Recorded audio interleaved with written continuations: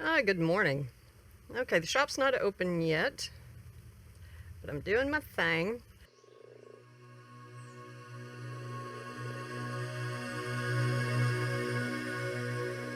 Hadn't been back on.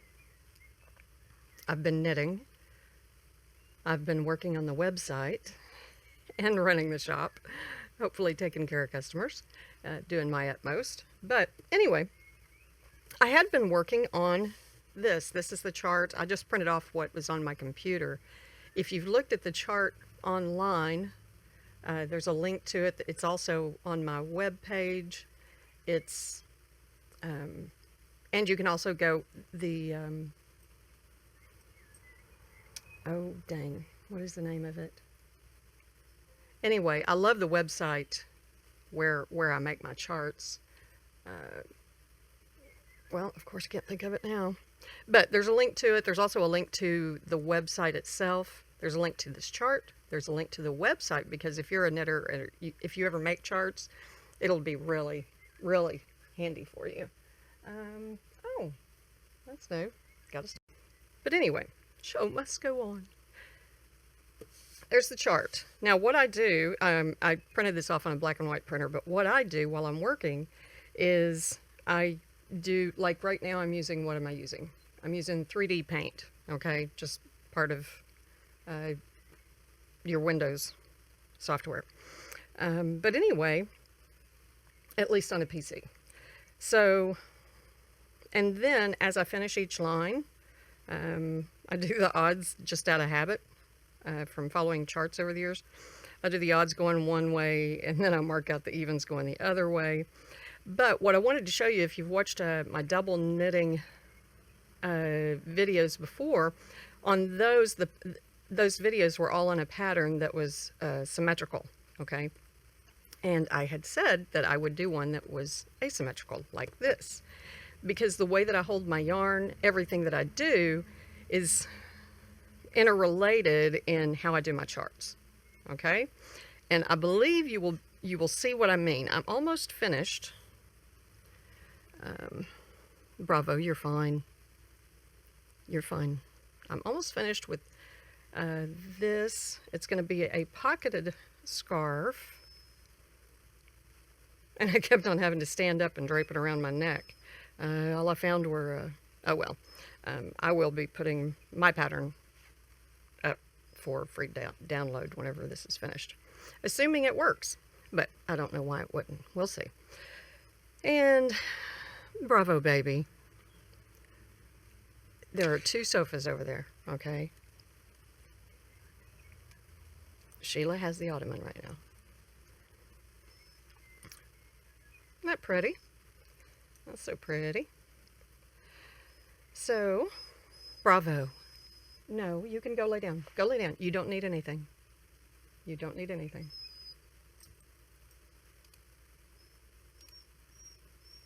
He disagrees.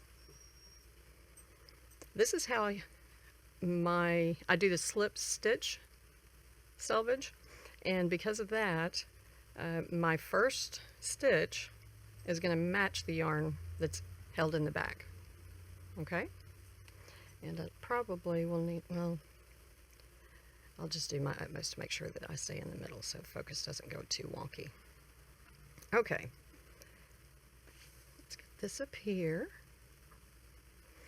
Now, I know that the variegated yarn, or not variegated, the striping yarn begins whenever it's the first stitch. That means I'm on an even row. I'm going on the back, what's considered the back side, and while I'm doing this. And see, this is the other end, and the first stitch will be the solid yarn, the cream or ecru or whatever color, I can't remember the name, but anyway, and it will be my first stitch will be that, which means those are the odd rows. So that's an easy way to keep up with it too. So even rows, on even rows, I'm going across left to right. So now I'm on row 10. The first 2 stitches, oh, can't be a bravo hair. The first 2 stitches are selvage. I'm going to move this a smidge because I can already see I'm going to be moving out of frame if I don't. Okay. Going left to right because the first stitch is the contrast yarn. You can call it whatever, because anyway. So I know it's an even row. Selvage does not count in the pattern. Okay. Now, because of the way that I hold my yarn, whenever this is the first stitch, meaning that is the yarn that I have going this way across my fingers. That's how I have it wrapped. I call this one, whichever's the first, whichever's, I don't know, it's the up color, okay, the top color. And this is the bottom color insofar as the chart is concerned. You see what I mean? So I always consider dark down, light, regardless of what colors or which direction I'm going.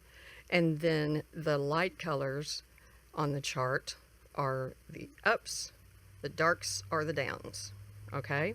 So that means I have, this is my edge, I'm working backwards, so I'm only going to do this once, 2, and then 5 more, so I have 7 ups, ups, downs, okay? So that means up, it's matching stitch, up, the matching stitch. See what I mean?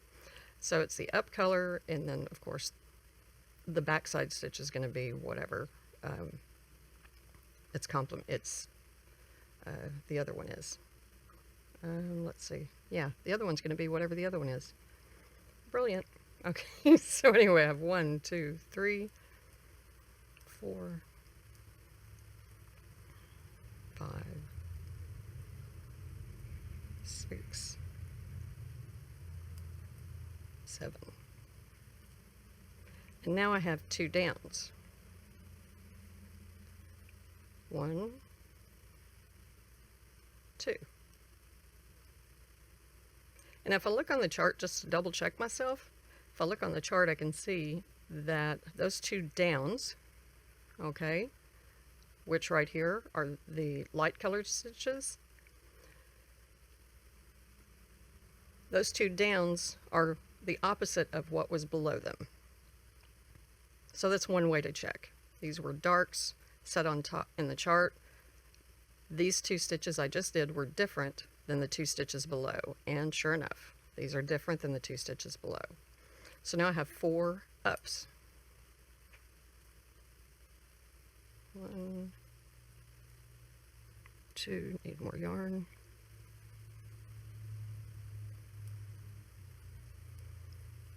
3, 4. All right. So 4 ups and now 2 downs. The first down is going to match what was below.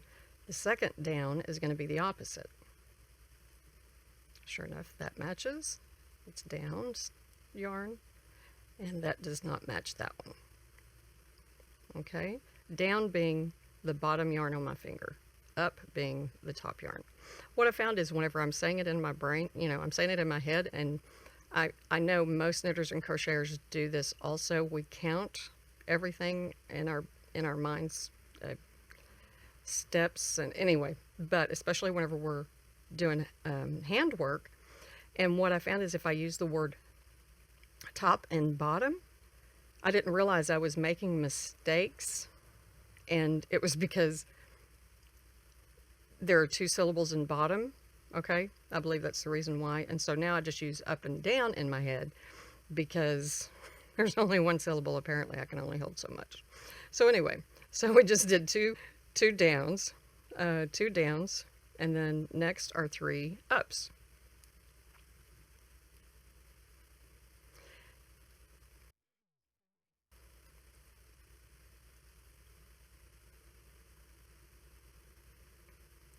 And then on the chart, 3 ups and then 2 downs.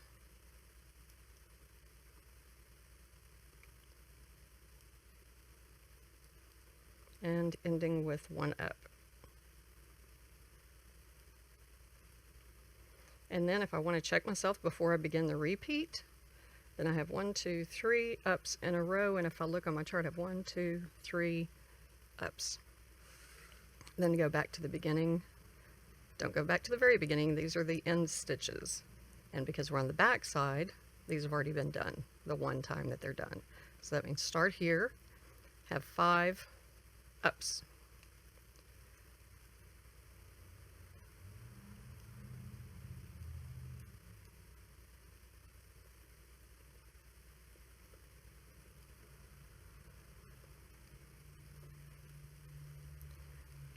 Five ups, 2 downs,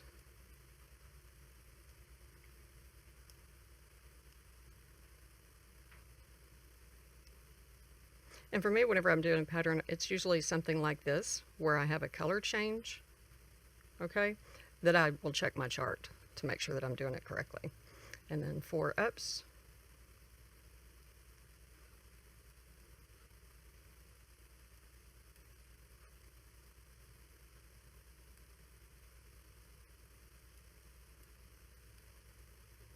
I'm just pushing you out of the way. 4 ups, 2 downs.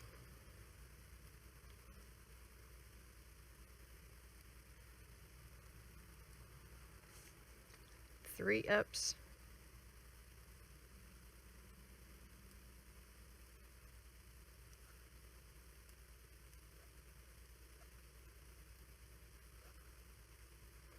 Two downs and 1 up.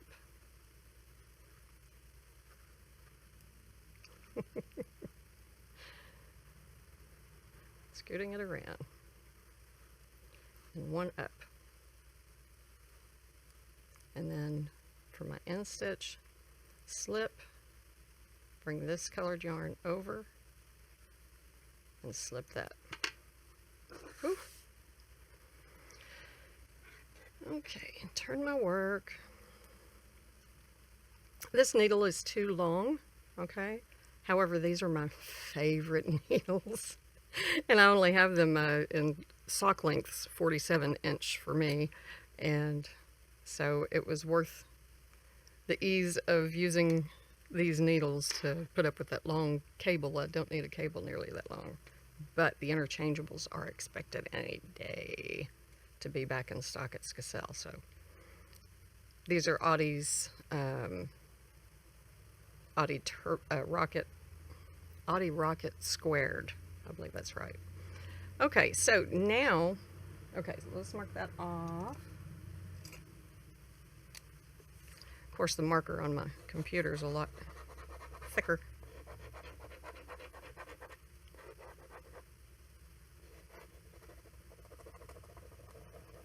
Come on, Jill, it's supposed to be faster than that.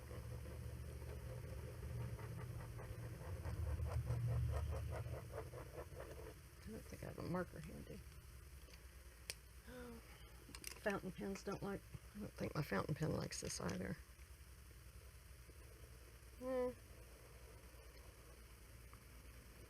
Love fountain pens. Love fountain pens. This is a CB Echo. It is so darn dependable. Anyway,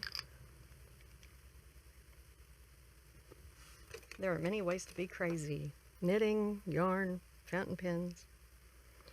Okay. So now, I'm going to be starting on the other end. This is an odd row. And because working flat, I'm going to start on, and I know that all of my solid colors, I'm doing the odd rows on those. So this is 11. So I'll be working right to left. So now selvage doesn't count insofar as the chart is concerned.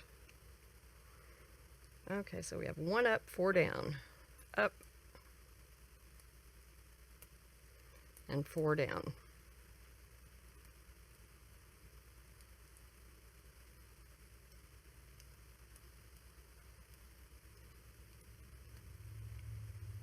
And so I would immediately check, because I had 2 stitches in a row that didn't match, and 2 stitches in a row that didn't match.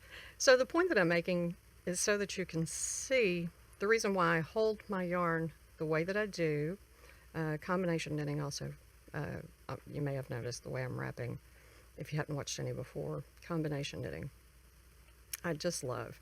But anyway, by assigning them up and down, and then no matter what on the chart, light is up, dark is down, it doesn't matter which side I'm working on or the tone of the yarn itself, none of that really matters because I'm just going by up and down. And whenever you turn, the positions of your yarns change, matching the up and down again. So anyway, I'm going to do a couple more rows, and then I'm going to switch to a smaller needle to show you my bind off.